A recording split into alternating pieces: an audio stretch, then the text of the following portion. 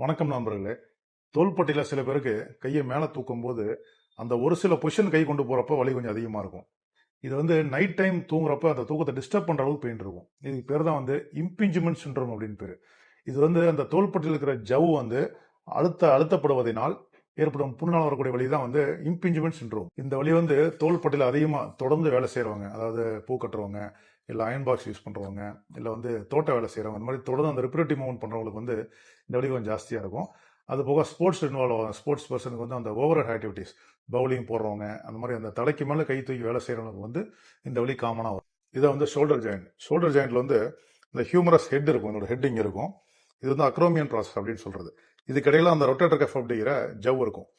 Acromion process சில பேருக்கு கொஞ்சம் ஃபிளாட்டா இருக்கும், சில பேருக்கு ஹூக்கடா இருக்கும், சில பேருக்கு கேவ்டா இருக்கும். அந்த இது வளைஞ்ச மாதிரி இருக்கும்.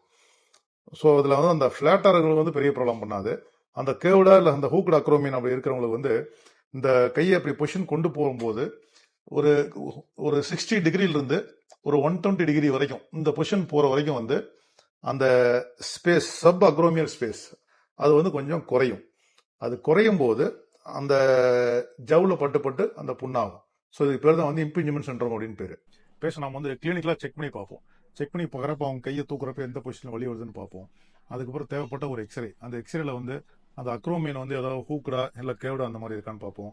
இல்லை கொஞ்சம் ஏஜ் அதிகமாகிறதுனால இந்த அக்ரோமியன்ல கொஞ்சம் லேசாக அந்த தேய்மானம் கொஞ்சம் இந்த ஆஸ்டியோஃபைட் ஸ்பர்ன்னு சொல்லுவோம். ஸோ அந்த மாதிரி ஏதாவது இருக்கு அப்படின்னு பார்ப்போம். சப்போஸ் அவங்க அதில் பட்டு ஜவு புண்ணாய், ஜவு கிளிய ஆரம்பிக்குது அப்படிங்கும்போது கையை கொஞ்சம் தூக்கவே சிரமப்படுவாங்க. ஸோ இந்த மாதிரி சுச்சுவேஷன்ல நம்ம எம்ஆர்ஐ பார்த்தோம்னா எம்ஆர்ஐல தெளிவாக தெரியும் உள்ள ஜவு புண்ணு எந்த அளவுக்கு இருக்குது, இல்லை ஜவு புண்ணாய் ஜவு கட்டாக ஆரம்பிக்குது அப்படிங்கிறது தெளிவாக தெரியும். ஸோ இந்த ஜவு வெறும் புண்ணு மட்டும் தான் இருக்குது அப்படிங்கும்போது ஃபர்ஸ்ட் கொஞ்சம் மெடிசின்ஸ் கொடுப்போம். மெடிசின்ஸ் கொடுத்து அந்த புண்ணு ஆரோக்கிய பார்ப்போம். தேவைப்பட்ட ஒரு இன்ஜெக்ஷன், அந்த சப்பாக்ரோமியல் இன்ஜெக்ஷன் சொல்லுவோம், அந்த லோக்கல் இன்ஜெக்ஷன் போட்டு அந்த புண்ணு ஆரோக்கிய ட்ரை பண்ணுவோம். அந்த புண்ணு ஆறுனதுக்கு அப்புறம் கொஞ்சம் அந்த எக்ஸசைஸ், இந்த பேண்ட் அமேசான் அந்த மாதிரிலாம் கிடைக்கும். ஸோ இந்த மாதிரி அந்த கை இப்படி 2 கை உள்ள வச்சுக்கிட்டு கொஞ்சம் கை வெளிப்பக்கம் நீட்டி திருப்பி உள்ள கொண்டாடுறோம், திருப்பி வெளிப்பக்கம் நீட்டி திருப்பி உள்ள கொண்டாடணும். இந்த மாதிரி கொஞ்சம் பண்ணணும். அதே மாதிரி இந்த பேண்டு போட்டுக்கிட்டு இந்த எல்போ ஃபிளெக்ஸட் பொசிஷன்லயே கை இப்படி மேலே கொண்டு போகணும். ஸோ இந்த மாதிரி பண்ணலாம். இது அதே மாதிரி எல்போ நீட்டி வச்சுட்டு அதே மாதிரி கையை மேலே கொண்டு போகணும். இந்த மாதிரி ஒவ்வொரு எக்ஸசைஸ் ஒரு 10 டைம்ஸ் பண்ணலாம்.